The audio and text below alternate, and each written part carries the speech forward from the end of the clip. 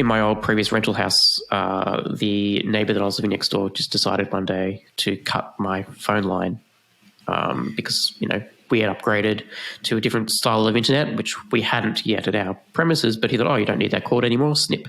So, yeah, I had to then get the phone company out, and they were very angry when they found out, that it was actually someone, not them, that had cut the line. Anyway, I digress. And so when I didn't have internet this was like a week, right? It looked like a week for the phone company to come out and repair it. You find things in your house that you just like, okay, why doesn't that work? Like the obvious things that don't work, voice assistants, which is why Home Assistant's doing the year of the voice in 2023. But even things like you mentioned before, WebOS as your LG TV.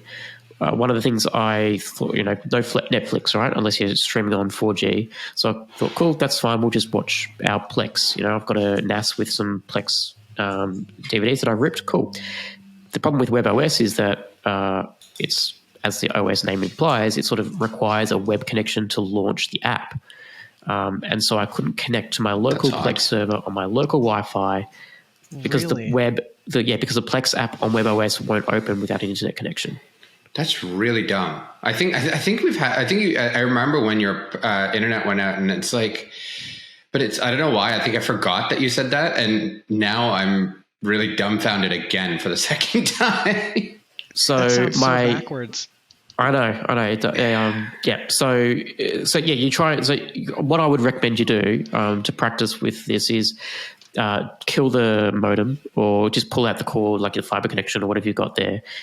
Keep the local Wi-Fi up and just see what breaks around the house, what in your smart home breaks, because I think that's the only way to really stress test it. That's a true test, yeah, I think so. The way I got around for the Plex was I had to then use my Roku, which was also frustrating because the Roku needed to get the time from the internet because I hadn't turned it on for a while, and all the SSLs. So I couldn't, for whatever reason, it was really hard to. I had to temporarily give it access to 4G so it could get the time, so then it could boot up for whatever reason. I think that's what I had to do. Then once I was in there, I was able to then get the Plex app on the Roku to open, and then I had to enable local access through my Plex server so that the local network could get in without using Plex's web authentication, because I had, I was signed into my Plex Pass. Yeah. So definitely do a stress test. I'm just bagging on Plex a little bit here, but it did frustrate me that I needed a phone home to Plex to run things. The whole idea of Plex being that it's local and I can just play it. It's local. Yeah, that's so silly. Like but actually, and that was one thing I think I needed. I think the Roku needed to be online to Plex. Just for the first 5 seconds of the video for whatever reason, just to say, hey, I need to download this, or I need to play this locally. What settings do I use? But because the Roku didn't have the latest time, the SSL certificate sync was out or something like that. So it needed to go online to be able to get SSL to Plex or whatever. Yeah. Frustrating. So does that lead you to try to consider other streaming services or streaming apps like what is it, Jellyfin? Look, at the moment, my workaround, if the internet does go down for a prolonged period, is to plug a phone and use the 4G as a hotspot for the whole Wi-Fi. Yeah. Wow. That's my backup plan.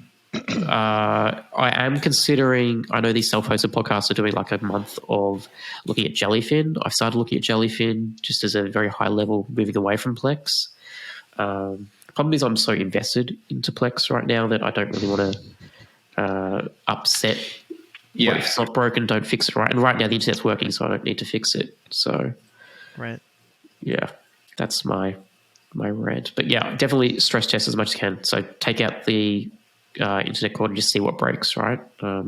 Even things like, it may not break, but it may be really slow. I found, for whatever reason, things trying to dial home and then going, okay, I can't dial home, I'll fall back to local can be a thing too.